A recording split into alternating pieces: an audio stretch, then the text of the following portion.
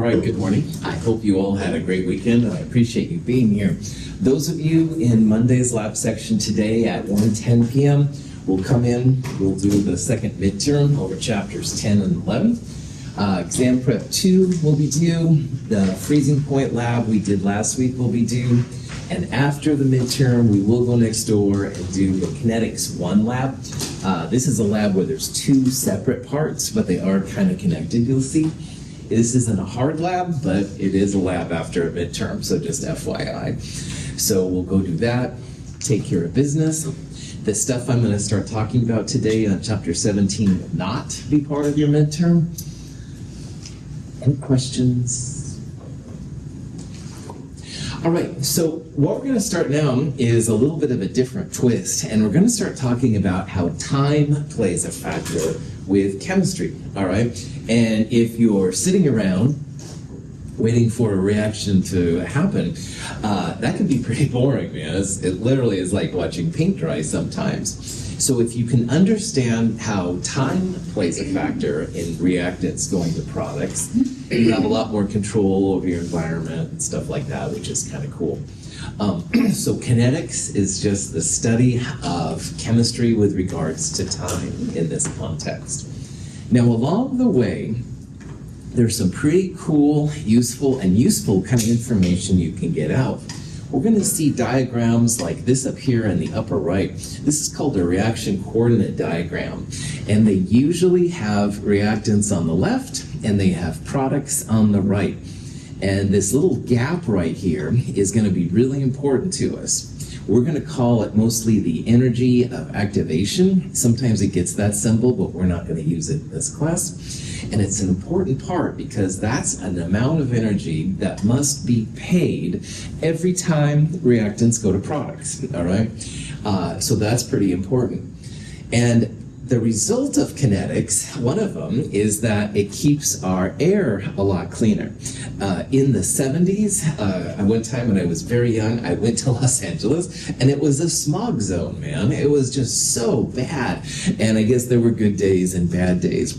Well, thankfully, catalytic converters came out, which then take out the ingredients that make smog from our cars. And so smog is much, much, much less of a problem than it used to be. And this is the result of kinetics too. So there's a lot of really interesting parts about this. So far, the only time we've talked about kinetics was back in chapter 9. And we talked about how kinetics and thermodynamics kind of interplay with each other. This will be a theme we'll develop a little bit here and more in Chem 223. But kinetics is a pretty cool kind of chapter. And I'll try and share my enthusiasm for it as we go through these slides. Any questions? Cool. A very interesting and maybe random application of kinetics that you will be able to discuss with those around you in your family, friends, circles, whatever, is something called the Shroud of Turin. Now, first of all, I don't care about your belief system. You can believe anything you want or nothing at all, and that's totally fine. But in certain circles of Christianity, the Shroud of Turin is seen as the shroud of Jesus. So when Jesus was dead, they put this shroud over him to cover him up and stuff to protect the body, blah, blah, blah. And there's a place in Turin, Italy, where they claim to have the shroud that actually covered Jesus Christ. And it's only available for viewing at certain times, stuff like that, etc., etc.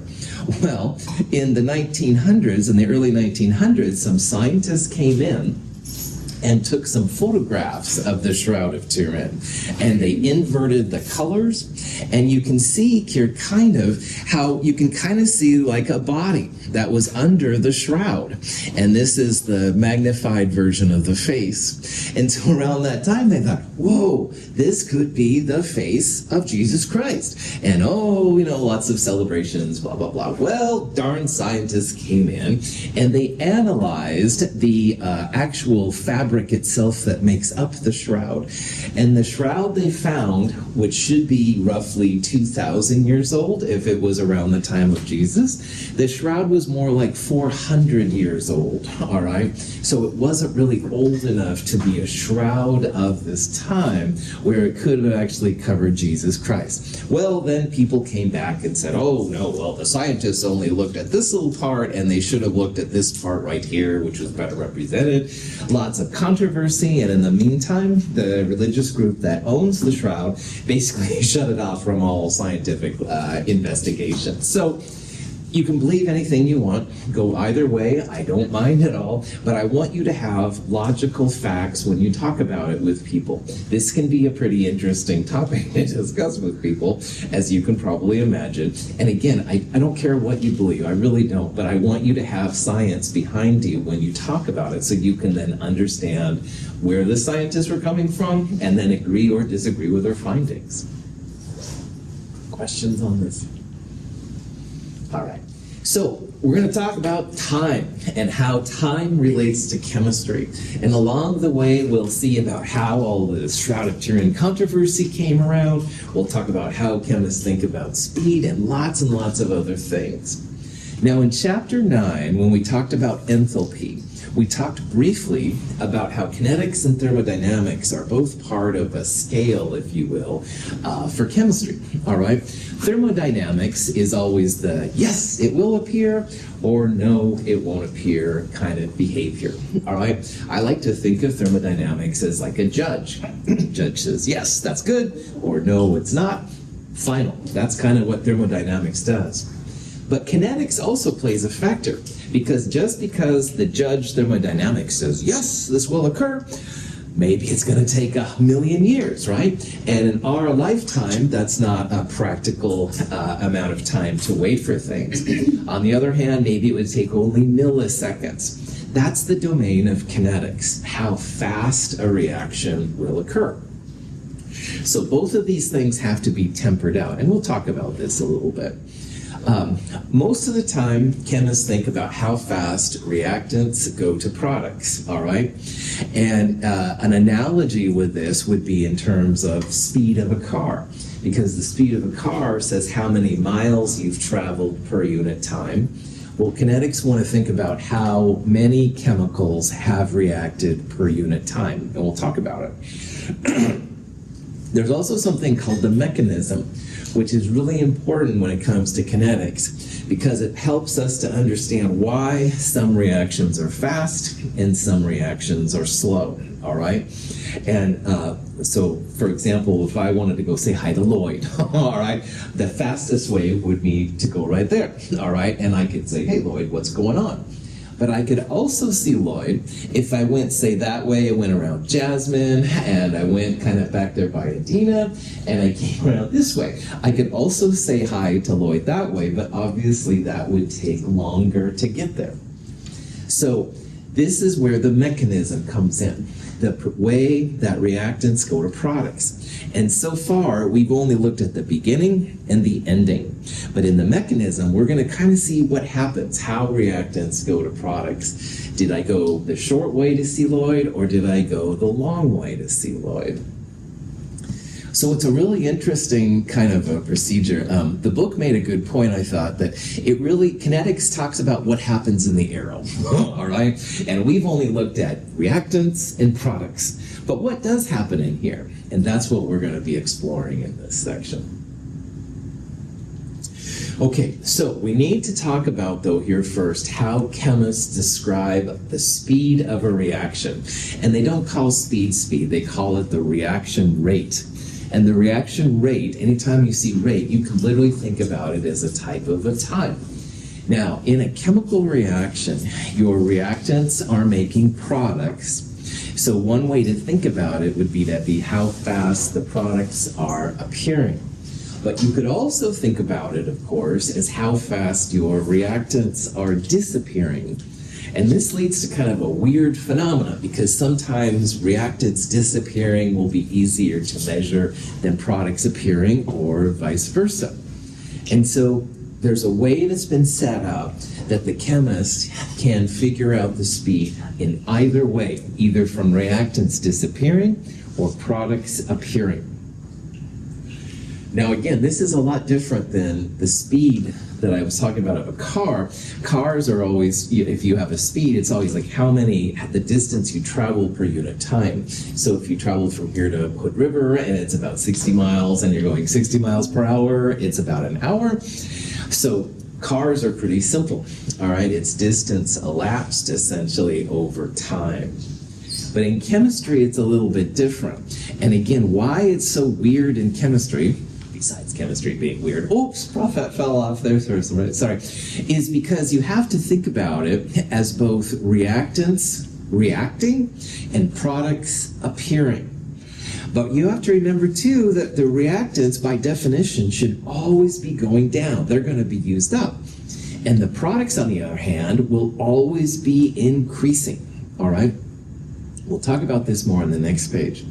So this messy stuff down here is a way that chemists can talk about how fast a reaction goes in terms of hydrogen disappearing. And let's kind of break this down a little bit. Remember that delta like that is always final minus initial. So if T2 is final and T1 is initial, delta H2 would be the H2 at the final time minus H2 at the initial time. So because H2 is a reactant, the final amount should be less than the initial amount. So maybe we started with 5 moles, and at the time 2 we're at 3 moles. So this part by definition is going to give you a negative number, which is okay, but what people will do if it's a reactant, they put another negative in front of it just to make sure that the speed comes out positive. I'll show you a better example of this here in a little bit. So the rates of reactants will always get a negative sign. Now delta T is better. That's just the T2 minus T1, the final time minus the initial time. Capital T is usually used for temperature, and little t is usually used for time. Time in our world will usually be in seconds, but you could use minutes, hours, centuries, whatever, and stuff. So on the next slide, we'll look more about how scientists describe the rate. Just remember it's final minus initial, T2 minus T1. Hydrogen concentration is what we're looking at the top, and the time elapsed is on the bottom. Okay. The units for these will usually be moles per liter. The things in square brackets are molarity. So moles per liter on the top per unit time. And again, usually it will be seconds. So when we get the final speed, the final rate of a reaction, it'll be molar per second. And that just means how many moles per liter are being used per second. Okay, questions on anything? Let me show you some examples. I think it'll be a little better. Up here, we have an example of how hydrogen is being used up per unit time. So this is some reaction where hydrogen's being used up, and this is time, so 0, 10, 20, 30 seconds, et cetera, et cetera. But these numbers here are the concentrations of hydrogen. And so we started with 1 mole per liter, and then after 10 seconds, there was 0.819 moles per liter left, 0.670 at 20 seconds, et cetera, et cetera. This column right here is the change in concentration.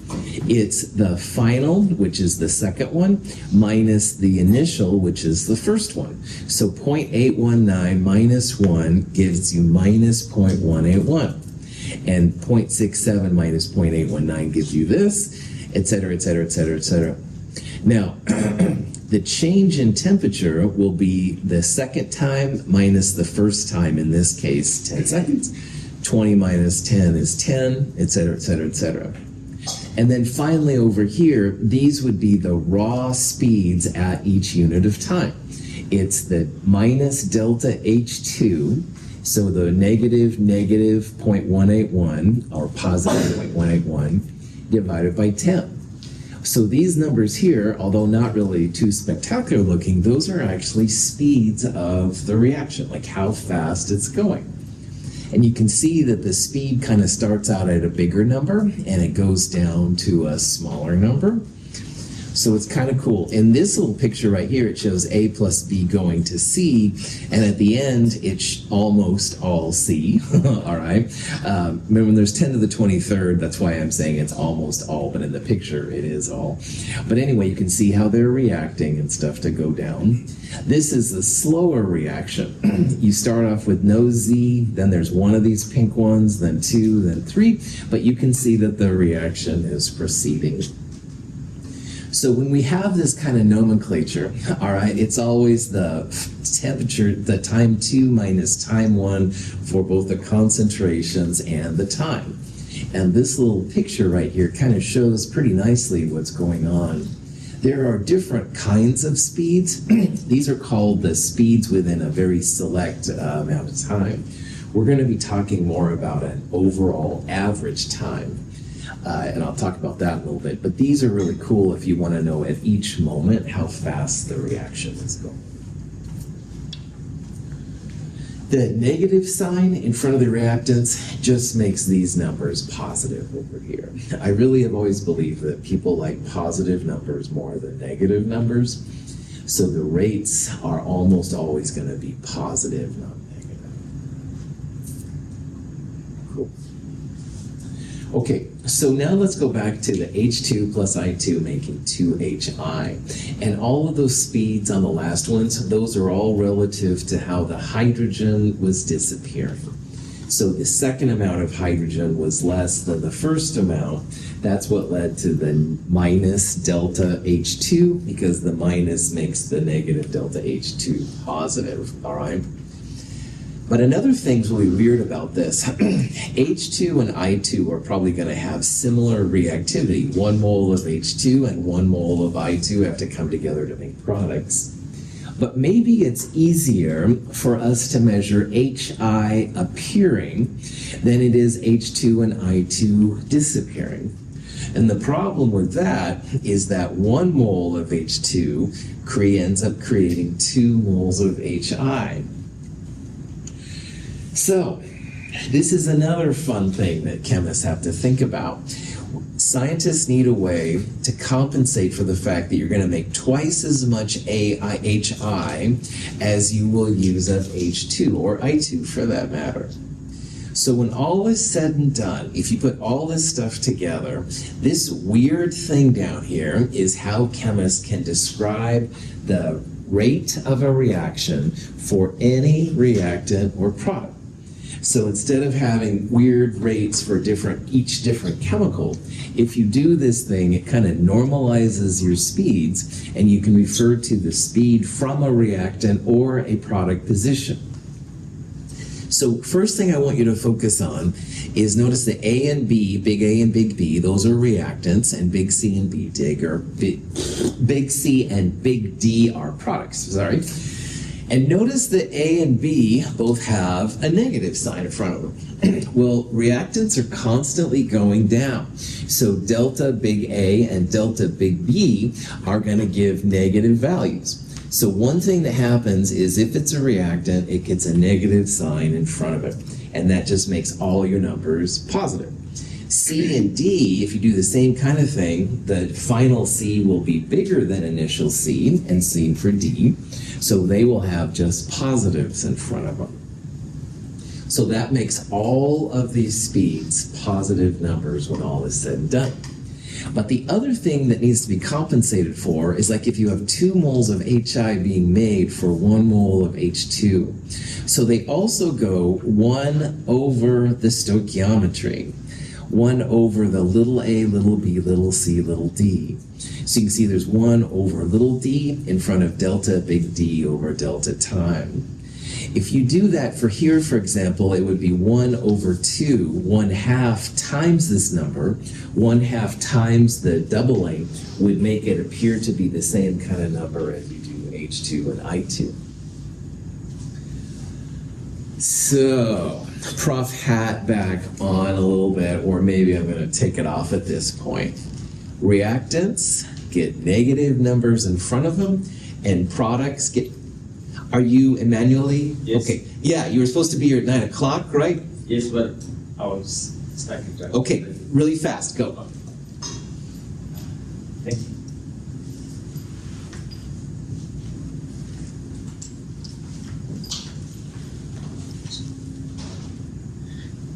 Thank you for this opportunity. No problem. Hi class, my name is Emmanuel.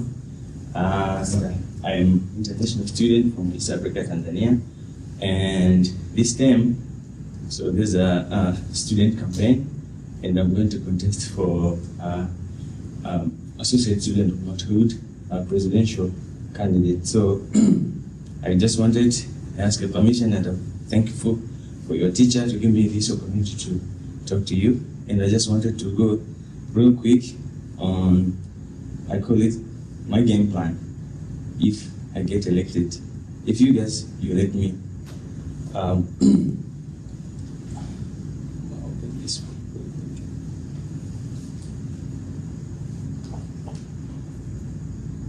Yeah, so let me just go through my leadership background. So I started, being a class representative when I was in middle school in East Africa, Tanzania, and that one was like the very beginning of my leadership. Then I did serve as a Tanzania Veterinary Student Association treasurer, so I was the one who allocating the budgets to different programs, and I was the one who formulating the programs, and that is a skill that really helped me to connect to people and to be able to know what are the things are supposed to be done in any organization, especially school organization, to help my fellow student. And I was the student coordinator of One Health under the company Afrohan. It's a non-profit organization. So I was the one coordinating where we were supposed to go and to teach people many things about antibacterial resistant, and because this is a very big issue and many more stuff. So that is my leadership background. So things that I'm going to do if you guys give me the chance to be a president. So first of all, I'll make a student performance committee, and I really figure out that sometimes, of course we do have a coaching center, but also I just want to be the one, going outside and tell, ask a student or me and my committee that I'm going to be made. And technically some of the students, of course, maybe they feel like, maybe if they're not doing well in class, they must, I'll just catch up, you know what I'm saying? So we are going to be the one go out, hey, you need help, you need something like that. Because many students just figure out at the end of the term, they didn't score the good score as they wished. But my leadership, it's gonna be like, hey, don't wait till the end of the program. Just if you have any issue, we can help you, and actually I'll cooperate with different departments, and I'll see how to help my fellow students. So another thing, we do have many events that are happening here in the college, but for me, I feel like they are always kind of dull. They're not that, amazing and all that. So for me,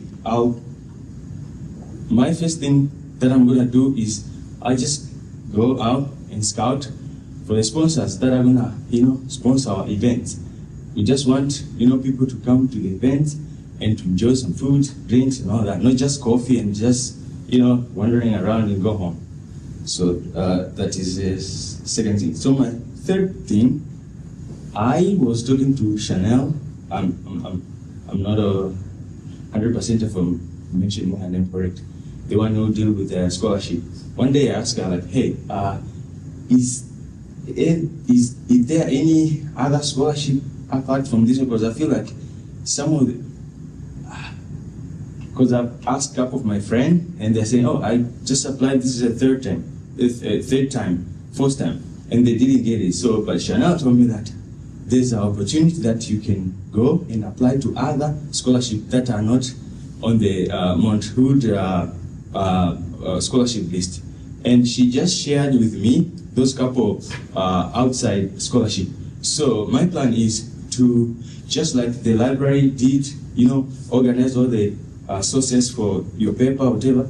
So I'll work with the library people and I'll work with Chanel to make sure that if we can, even if those scholarships are going to be like temporarily, but at least it's going to help some of the students, because some of the students, they have applied for FAFSA and stuff like that, but they don't qualify maybe because they work and they have their families. But those scholarships, it's better than nothing. They can help them for that particular term, and maybe next year, they'll figure out. So maybe this will be like a continuation thing for other leadership. So that's the thing that I'm gonna do.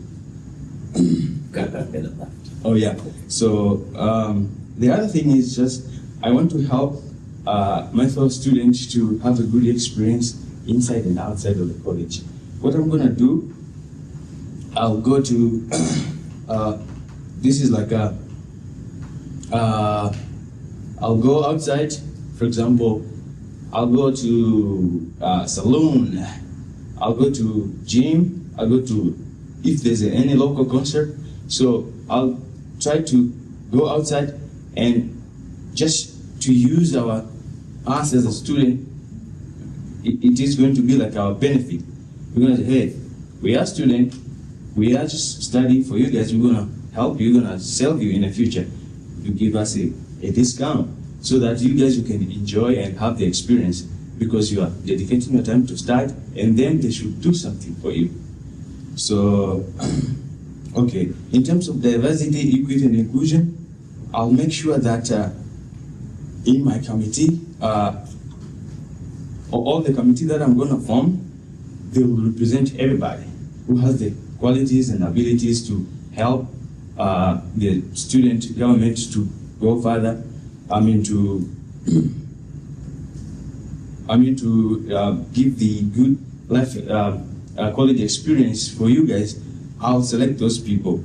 I'm not going to say I'll choose these kind of people. I'm going to exclude these kind of people. So everybody will be included as long as they have the abilities and qualities to serve.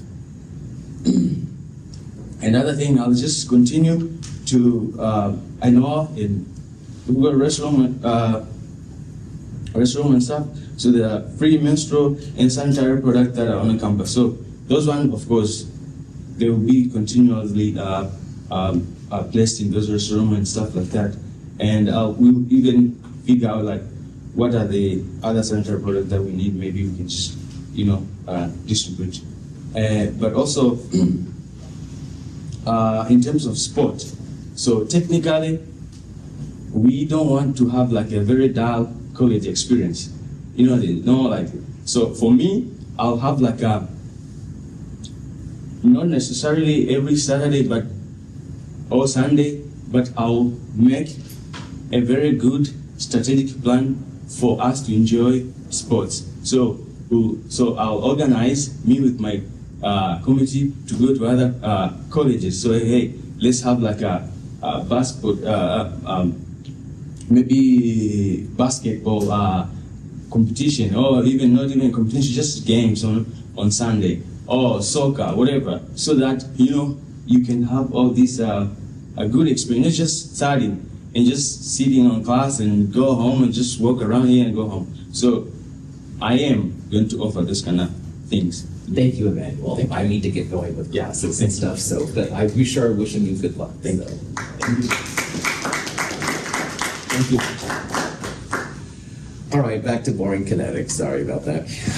Anyway, speeds of reaction. In a nutshell, reactants get negatives, the products are positive. So A and B are reactants, that's why they have a negative. The other ones are positive. And you always go 1 over the stoichiometry. So 1 over little a in front of the big A, 1 over little d in front of the delta D over time. I'm sure that's about as clear as mud. So here's an actual example of how this works out. What we want to do is we want to find this, the average rate, which is the speed, for the reaction in this interval. And if you look at it, we're looking at the first 10 seconds, and the iodide, which is right there, the iodide dropped from 1 to 0.868 moles per liter. So when I look at this, all right, right away, we're going to use the iodide as our delta concentration over delta time. Now, is iodide a reactant or a product? Reactant, good. Joanna was whispering it. That's fine. You don't have to say it out loud. But anyway, yeah, it's a reactant. So we'll have a negative in front of it, all right? And then also, because it's iodide and there's a 3 right there, we're going to have a 1/3 in front of it. And then the delta I minus, will be 0.868 minus 1 in the top. And in the bottom, the delta time, first 10 seconds, that means the final time is 10 and the initial time is 0. And after this, we'll convert it over here to delta H2. So again, because it's a reactant, we're going to have a negative in front because iodide is a reactant. And because there's a 3 right there, we're going to go 1/3. So minus 1/3 delta I minus over delta T. You can then plug those values in. So it's 0.868, the final time minus the initial. And in the bottom, it would be like 10.0 minus 0. Lazy chemists of the world unite. I didn't put the 0 in. This number right here in parentheses will be negative, but because we're multiplying it by a negative, the overall value will be positive. And the math here comes out to be 4.40 times 10 to the minus 3 molar per second. Drop that off. Whoopie-doo! No, why this is cool is because this is kind of like a time. All right, so I watched F1 a couple weeks ago, that movie. Oh man, the speedy racing. But anyway, they were going many, many miles per hour or kilometers per hour or whatever they were using. Well, this is like the equivalent. And it's not as cool as F1 by any means. However, what it's saying is that every second, initially anyway, you're going through 4.40 times 10 to the minus 3 moles per liter. And that's cool for chemists. Prophet back on. Questions? All right. Now, this is assuming that the iodide was easier to measure, easier to see the disappearance. But in this problem, what we want to do is we want to translate it to how much H plus has been changing. What's the H plus change of concentration? Now, iodide can have a little bit of a color to it, a little bit of a purple color when it's done right. H plus, on the other hand, doesn't have any color, and so that can be harder sometimes to measure. So if you wish to kind of relate a time of iodide to the time of H plus, you can absolutely do it. So just like we did with I minus over here, we're going to do the same thing for H plus. Now H plus is also a reactant, so we're going to put a minus in front of it. And H plus has a 2 right there, so it's minus 1/2 equals delta H plus over delta T. And what we can do is minus 1/2 delta H plus over delta T equals the rate. But that's what we just calculated right there. So if you really want to know how fast you're running through your H plus, so this is a speed specific for the H plus consumption, then you let the rate, which is the 4.4 10 to the minus 3, equals minus 1/2 delta H plus over delta T. So if you do that, then we're going to put minus 2 on the other side. We're going to multiply both sides by 2. We'll multiply both sides by minus 1. So the delta H plus over delta T is the only part that's left there, and that's going to equal minus 2 times the rate. And this was the rate for the whole reaction we looked at earlier. Now this number is kind of fun to know too, because this says that for every second you're going to run through 8.80 times 10 to the minus 3 moles per liter. So this is pretty fast consumption then of it. And if you didn't have enough, you may want to add more H+. So this number right here is called a relative rate. It's relative to either a reactant or a product. This thing right here is called the average rate, and they both have their uses. We're going to focus mostly on these numbers in Chem 222. However, if you were really worried you don't want your reaction to go slow or something, these kind of numbers will tell you how fast you're using your reactant so you can add more in. Yeah, right. So, I thought I heard you say that the speed is a positive value. Is it just for the average? Yep. Relative can be negative? Nailed it. That's exactly it. And again, most of the time, Ryan, we're going to deal with the positives, which is what this stuff's all about, all right? But once in a while, if you really have a reaction, you want to keep it going. You want to make sure you don't run out of this stuff. So these kind of numbers will help you to plan, like how much you need. But you're absolutely right. These are the numbers. These are going to be the money makers for us in Chem 222. All right. So if you've got this side good, awesome. This side is just bonus. That was a good question. Yeah. Could we, if we found the H plus rate of change, we put that number 8.80 into the part A? Yeah, that's right. This number right here is delta H2 to 8 delta H plus over delta T. So you could take the -1/2, multiply it by this, and get this number right here. Yeah. And you could then find, if you wanted to, the delta I minus over delta T. It would be a negative number. I don't know off the top of my head what it would be, but those are the kind of things you can do. Yeah, nice job. Any questions? All right. So, Ryan brought up a really good point. There's lots of different kinds of rates, all right? And most of the time, we're just going to want average rate, all right? So it'll be the average rate. It's how much reactant or product has been used up per unit time. But in reality, there's lots of different kinds of rates. We looked at a relative rate in the last problem, which was how fast the H plus was being used up. You can also, as we saw from that one slide at the beginning, each time had a little bit different speed. Like the speeds are actually going down a little bit as the reaction proceeds. So those are sometimes called instantaneous rates, and those can be useful too. So there's a lot of uses of different rates. If you've done calculus and rates go along really well. But this is not a class where you need calculus, so we're not going to worry about that. What I would like you to understand as a Chem 222 student is that usually we're just going to use average rate. So it'll be the delta y over delta x essentially. Make it positive if it's a negative number. If it's a stoichiometry other than 1, you want to go 1 over the stoichiometry to make it make sense for the reaction. So, question. So here's kind of question you might see. And it says, what is the average rate of this reaction over the first 2 minutes? So we're going to assume that in this one, the stoichiometry is 1. We don't have to worry about it. But here's what you should do. Time 2 and time 0 are what we want to look for. So if you go up to time 2 and you go over here, this number right here looks like it's 1.7, something like that. And up here at time 1, it looks like it's roughly 3.4. So the average rate then, in this case, would be just delta y over delta x. Remember, these average rates are positive numbers.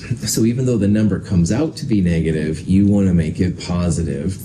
And by my eyes, all right, it looks like this is about 1.7, and that's 3.4. That's the delta y. The delta x will be 2 minus 0, or 2 minutes. So it looks to me like this would be 0.85 molar per minute. Also notice how we change the time, all right? Every reaction has its preferred time domain. Most of what we deal with will be seconds, but you could, as I said, have minutes, hours, centuries, nanoseconds, whatever. Question? Now, I used to do some labs. that were real slow. And God, watching them happen was just so boring. So this was a stupid reason why I like kinetics. I could calculate the rate, and we'll talk about how we would do this in lab a lot. But anyway, I calculated the rate of my reaction. And the rate, you can see, has units of concentration over time. So like molarity in this case per second. Roughly, all right, this is real rough. If you start with this concentration, then what you can do is you can actually solve for approximately how long the time is going to be for this reaction to happen. Now, this is anything but perfect. And like in this case, it would be about 580 seconds that they're guessing it would happen. I would want to make sure I was back in the lab, say, at 480 seconds. So make sure you've got a lot of leeway. But it can be really helpful. And for my types of reactions, it worked out really well. There's some parameters to go in here, but just in the back of your mind, this is one use for these little rate values, because rate equals concentration over time. You can then solve for a rough value as to how long they're going to go. Tricks of the trade. So what makes a reaction go faster, slower, these kind of things? Why are some reactions glacially slow and other ones like hyper fast? And these are really good questions. Smaller molecules tend to react faster than larger molecules. So big DNA and bioproteins, they usually are a little bit slower to react than the fast ones that we talk about in the Chem 221 through Chem 223 series. HCl plus NaOH, very, very fast. But some of the protein reactions take a little bit longer to happen. The states of matter are important. Gases usually will react faster, and solids are the slowest.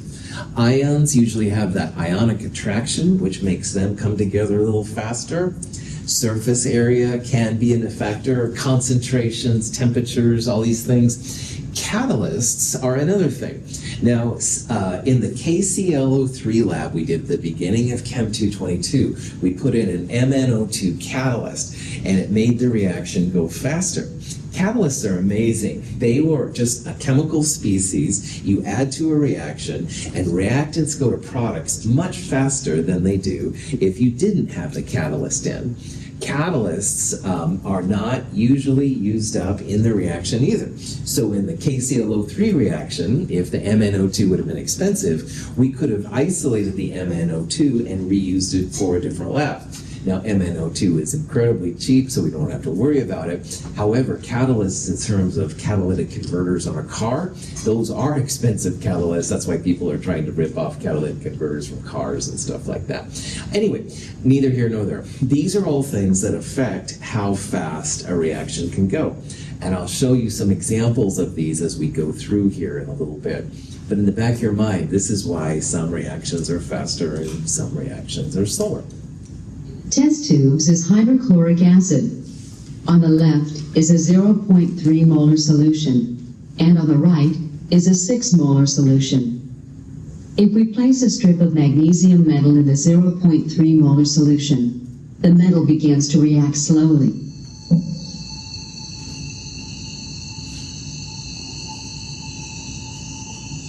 If we place a similar magnesium strip in a 6 molar solution, the reaction is much more vigorous.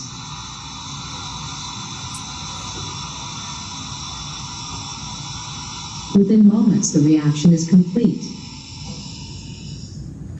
Meanwhile, most of the magnesium in the 0.3 molar solution is still in solid form. The concentration of your reactants makes a big difference in terms of speed.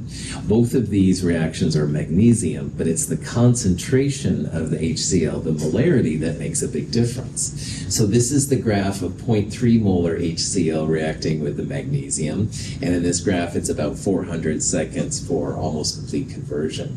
But in this one, as you can see from the video, that 6 molar HCl, man, it reacted fast. It was almost over before it even began, kind of of thing. And of course, if we use 12 molar, it would be even steeper. And if we used 0.01 molar HCl, it would be even slower. So this is one of the factors that makes reactions fast or slow. It's just how much of the reactants you have running around. On the plate is a pile of lycopodium powder. If we aim a flame at it, not much happens. If, however, we take some of the lycopodium and then spray it into a flame, the combustion reaction is explosive. The more surface area of the lycopodium particles that is exposed to oxygen, the faster the reaction. Sometimes in magic shows, magicians will show this powder and kind of flames in front of a candle, blah, blah, blah. Usually, often, sometimes, I don't know, it's a compound called lycopodium powder, and apparently it's from some kind of a mushroom or some kind of a moss, I don't know. When it's in its whole state, it doesn't react very well at all. But if you can get it into a very fine state, like throwing it at a candle or displaying it in the Bunsen burner, then, man, it goes crazy and stuff, which is kind of fun. So the surface area of your reactants makes a big difference too. These reactions show iron. This is a nail, so a very concentrated iron, versus iron wool. And you can see iron wool is just, or steel wool here, is just going crazy. It's reacting with the oxygen really, really fast. The iron, on the other hand, is very slow. So in the solid steel there in the nail, it just goes a lot slower. They're very, very focused and stuff, very tight together. But if you have a lot of surface area, then the molecules of oxygen in this case can get all around the iron, make it react. Big difference. Hydrogen peroxide in water decomposes slowly at room temperature. In the presence of manganese dioxide, however, the decomposition occurs much more rapidly. The reaction produces oxygen and water.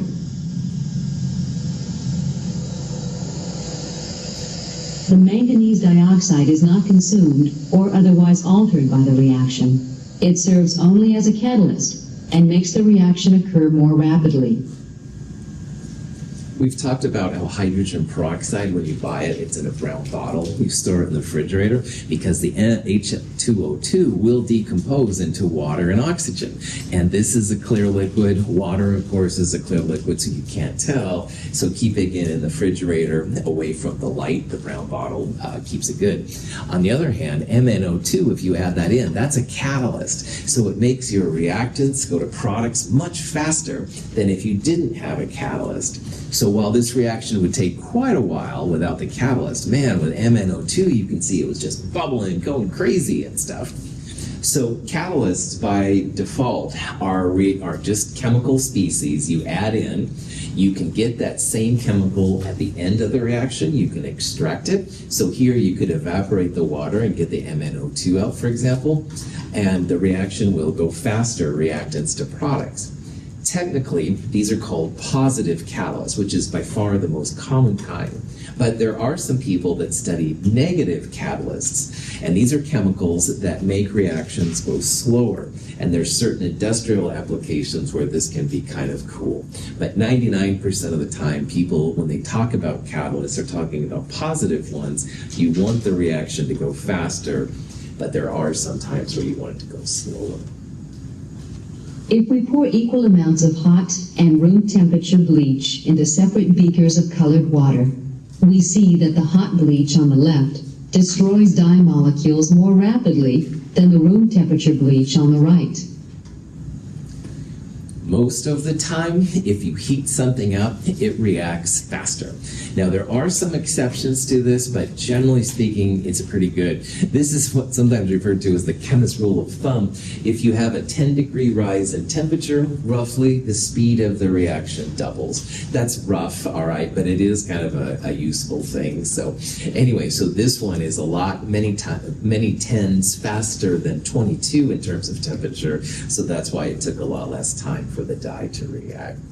So anyway, when chemists think about how fast reactions go, these are some of the things that they think about and stuff.